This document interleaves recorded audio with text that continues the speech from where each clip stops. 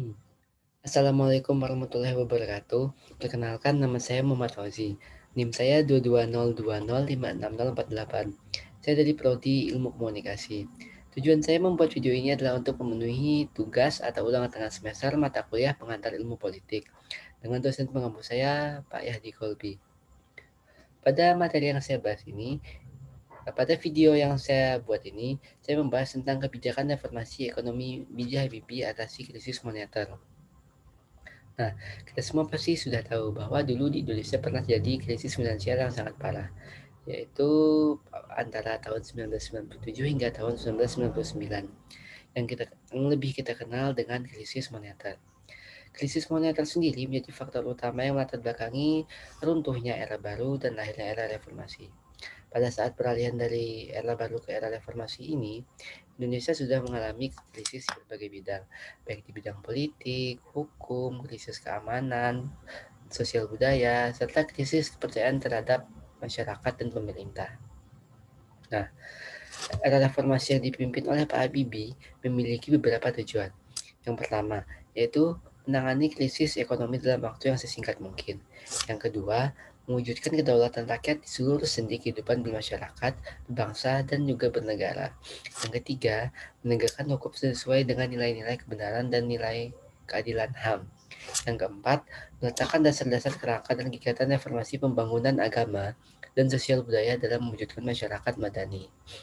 Nah, untuk mengatasi krisis ekonomi ini, apa sih kebijakan yang dibuat oleh Pak Habibie? Nah, ada beberapa kebijakan yang dibuat oleh Pak Habibie. Yang pertama di bidang moneter. Di bidang moneter, Pak Habibie memulainya dengan mengendalikan jumlah uang yang beredar, menaikkan suku bunga, sertifikat BI menjadi 70%, dan menerapkan bank sentral independen. Lalu di bidang perbankan, diterbitkan obligasi senilai 650 triliun untuk menalangi perbankan, menutup 38 bank dan mengambil alih 7 bank. Nah, lalu atas gerak cepat yang dilakukan oleh pemerintah saat itu, setahun kemudian, reformasi ekonomi yang dipimpin oleh Pak Habibie membuahkan hasil dan dampak yang cukup kuat. Salah satunya yaitu menguatnya nilai tukar rupiah terhadap dolar Amerika Serikat yang semulanya Rp16.000 per dolar menjadi Rp6.500 per dolar. Lalu masuk ke analisis 4 unsur difficulties in taking and setting policy. Nah, yang pertama ada complexity of problems. Complexity of problems ini yang saya tangkap adalah dalam kebijakan yang saya ambil, misalnya kebijakan Pak Habibie, apa hambatan atau permasalahan yang terhadap kebijakan Pak Habibie tersebut. Nah, pada awal masa pemerintahan Pak Habibie dihadapkan dengan beberapa permasalahan, seperti di dunia usaha, mengalami kemacetan, kelangkaan bahan pangan, tingkat kemiskinan yang tinggi, dan lemahnya sistem perbankan. Nah, situasi pun semakin memburuk ketika perusahaan mengalami penurunan produksi barang dan melakukan pemutusan hubungan kerja. Akibatnya, sepanjang tahun 1997 hingga 1999 di Indonesia itu, jumlah penduduk miskin meningkat, yaitu sekitar 48,99 juta orang atau sekitar 23,4% dari keseluruhan penduduk Indonesia. Bagaimana cara Pak Habibie mengurangi tingkat kemiskinan ini? Nah, Pak Habibie melakukan program, yaitu program UKM, KUT, dan program jaringan pengaman sosial. Program ini pun berhasil melakukan pemerataan untuk menaikkan atau mengembangkan ekonomi rakyat miskin, mulai dari rakyat menengah ke bawah hingga rakyat menengah. Nah, lalu ada information availability. Information availability ini yaitu jika ditranslatekan ke bahasa Indonesia, artinya adalah informasi yang valid atau data yang akurat.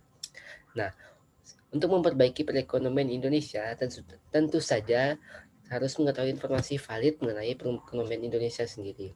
Misalnya, berapa jumlah nilai tukar rupiah terhadap dolar, seberapa parah inflasi yang dialami Indonesia, dan juga lain sebagainya.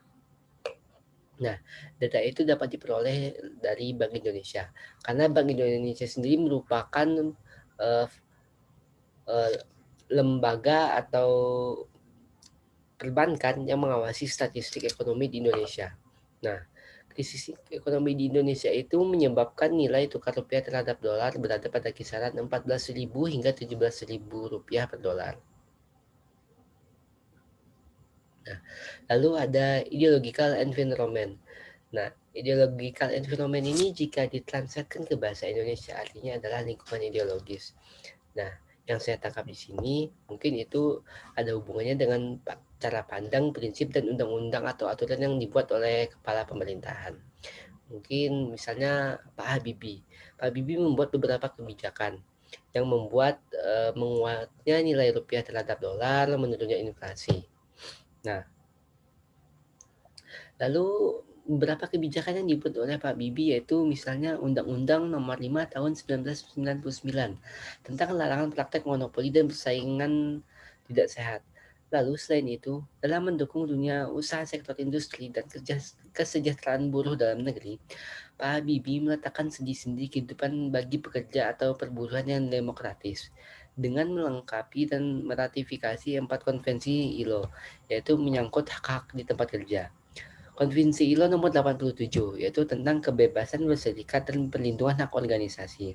Lalu ada Konvensi ILO nomor 111 tentang larangan diskriminasi dalam jabatan dan pekerjaan, dan Konvensi ILO nomor 138 tentang batas usia untuk memasuki pekerjaan.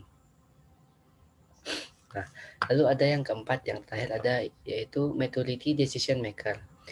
Maturity Decision Maker ini jika ditranslatekan ke bahasa Indonesia artinya adalah keputusan yang tepat atau pemikiran yang dewasa. Nah, menurut saya kebijakan-kebijakan yang dibuat oleh Pak Habibie ini sangat berani. Bahkan bisa menyelamatkan Indonesia dari krisis ekonomi yang sangat parah. Jika kita memikirkan apakah kebijakan yang diambil oleh Pak Habibie tepat atau tidak, menurut saya pendapat pribadi itu kebijakan yang diambil Pak Habibie sangat tepat. Mengapa? Karena itu bisa menyelamatkan Indonesia dari krisis moneter, walaupun tidak sepenuhnya optimal. Karena pada zaman Pak Habibie pun tingkat korupsi sangat tinggi. Namun ada sisi bidang yang dapat ditekan oleh Pak Habibie, yaitu bidang ekonomi. Nah, dalam bidang ekonomi ini Pak Habibie mengurangi jumlah penduduk miskin, bahkan mengurangi jumlah pengangguran melalui program yang ia buat, yaitu misalnya program PDKMK, yaitu penanggulangan dampak kekeringan dan mengurangi kemiskinan. Nah, lalu juga ada program P3T. Program P3T sendiri telah mempekerjakan sebanyak 70.000 orang tenaga kerja terampil pada lembaga ekonomi. Nah, kesimpulannya, krisis ekonomi yang berlangsung sejak tahun 1997 membuat masyarakat Indonesia dalam kesulitan. Muncul berbagai permasalahan multi kompleks yang mempengaruhi kehidupan sosial masyarakat. Kebijakan-kebijakan yang dilakukan tidak mampu mengatasi krisis sepenuhnya. Namun Pak Habibie tampil menjadi presiden Indonesia pada saat itu dan dapat mengembalikan roda perekonomian nasional, menekankan pada 3 prinsip, yakni kerakyatan, kemartabatan, dan kemandirian. Nah, kebijakan yang dilakukan diantaranya yaitu pelaksanaan program jaringan pengaman sosial dan pemberdayaan ekonomi rakyat kecil menengah oleh Pak Habibie. Program ini pun dapat menurunkan laju inflasi sebesar 2,1%, bahkan nilai tukar rupiah pun menjadi kuat terhadap dolar, yang awalnya Rp16.000 menjadi Rp6.500 per dolar.